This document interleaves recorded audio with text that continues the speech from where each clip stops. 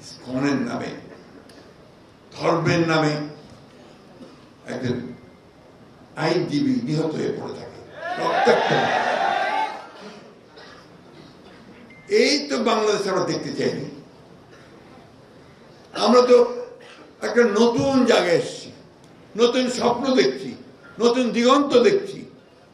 সেখানে এই ধরনের ঘটনা তো আমরা দেখতে চাই না। এখানে তোমাদের ভূমিকা আরো বেড়ে গেছে।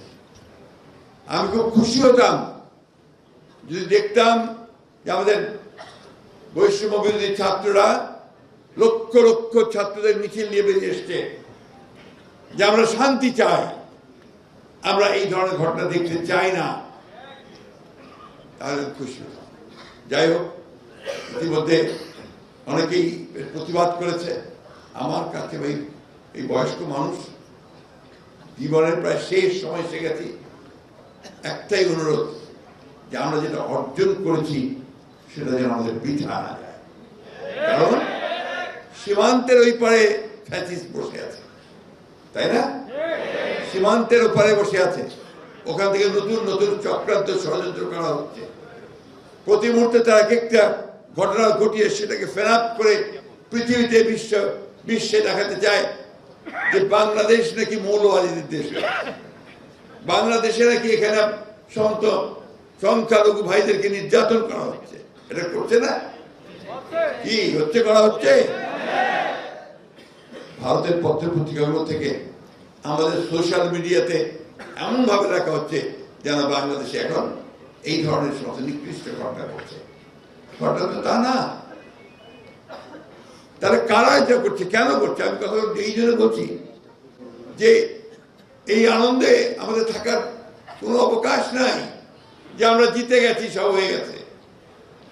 আমাদের মাথার উপরে সে খড়গ এখন আছে এবং চতুর্দিকে কিন্তু তারা চেষ্টা করছে আবার অন্ধকারে নিয়ে যাওয়ার। এই জন্য খুব সজাগ থাকতে হবে, সতর্ক থাকতে হবে। কোন রকম হঠকারিতা, কোন রকম বিশৃঙ্খলা যেন কেউ করতে না পারে, চেষ্টা করতে হয়, সেটাকে রুখে দিতে হবে। এটা হচ্ছে কিন্তু বড় কাজ একটা। আমি আবারও তোমাদেরকে ভারাক্রান্ত করতে চাই না, কারণ এখন নিঃসন্দেহে তোমাদের একটা নতুন জীবনের স্বপ্ন তোমরা দেখছো, নতুন পৃথিবীর স্বপ্ন দেখছো, এবং সবচেয়ে বড় যে বিষয়টা তোমরা চিন্তা করছো এর পরে কি। হ্যাঁ, এটাই কিন্তু আমি চিন্তা করতাম। এখন আমার এই বাংলাদেশটাকে তৈরি করা শেষ করে দিয়ে গেছে, কোথাও কোনো অবশিষ্ট রাখেনি। একেবারে লুটপাট করে, আমি যেটা সবসময় আমার বক্তৃতার ভাষায় বলতাম, মেঠো ভাষায় ফোকলা করে দিয়ে গেছে। অর্থনীতি নেই, ব্যাংক লুট, সব জায়গায় লুট, ঘুষ, দুর্নীতি, সমাজ থেকেই শেষ করে দিয়ে গেছে। এই বিষয়গুলো তো আমাদেরকে বন্ধ করতে হবে, আমাদেরকে প্রতিরোধ করে তুলতে হবে।